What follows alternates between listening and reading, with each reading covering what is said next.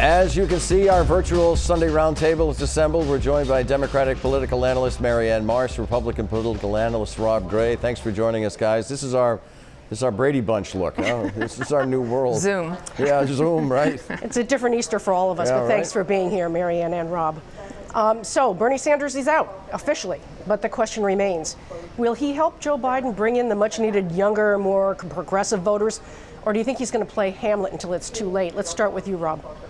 Well, I think right now, Biden is trailing a little bit with younger and progressive voters. That's understandable. I believe that they will come home in the fall. Right now, the numbers show that Biden is overperforming with suburban college-educated voters, better than Hillary Clinton. That's a bad sign for Trump. But I think for Biden, it's going to come down to the VP choice in large part. I think that is massive for him.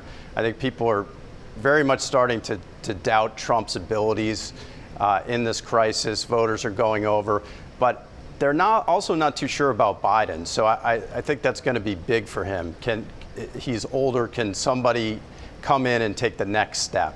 Marianne, do you think Sanders is going to step in early to help out Joe Biden? Well, if he wants to continue to have any political clout, he should. The fact is, he didn't get as many delegates or votes in 2020 as he did in 2016.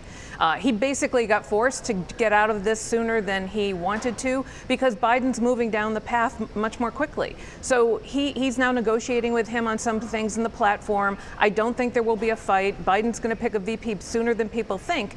And Sanders needs to now put his clout into getting most of his supporters to go with Bernie. With Biden. There's certainly a group who won't.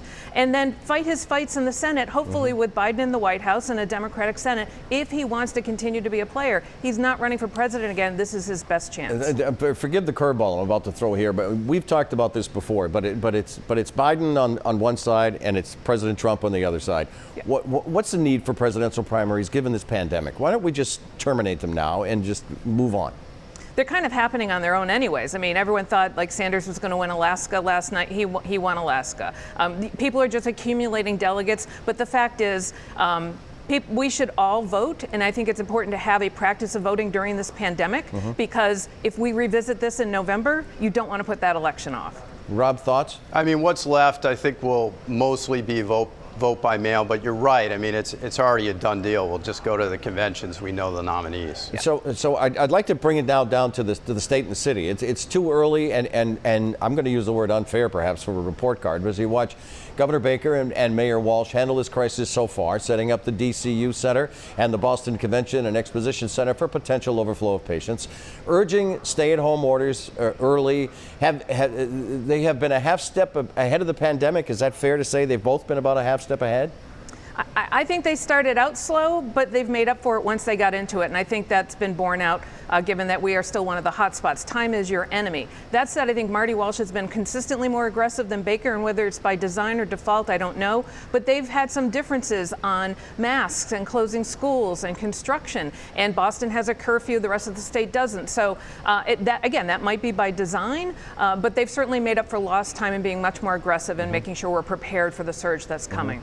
I mean, there's been a leadership, science, and management void in the White House during this crisis. Governors and mayors have stepped in. We would be a much sicker country today without the efforts of Republican and Democratic governors and mayors across this country.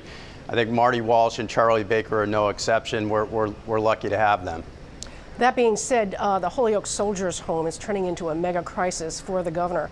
The lack of nurses still there, although they've been doing a lot in the last 24 hours to turn that around, as well as the lack of funding before the crisis.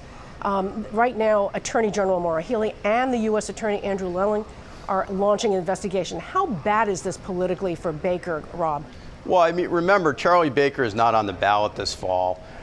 He is doing his best to handle this crisis. He's going to be judged by the crisis writ large, not one institution. But it really comes down to the results of these investigations and what do they show. On this micro topic, and it's a tragedy, he'll be judged by what the investigations show. Marianne, do you agree?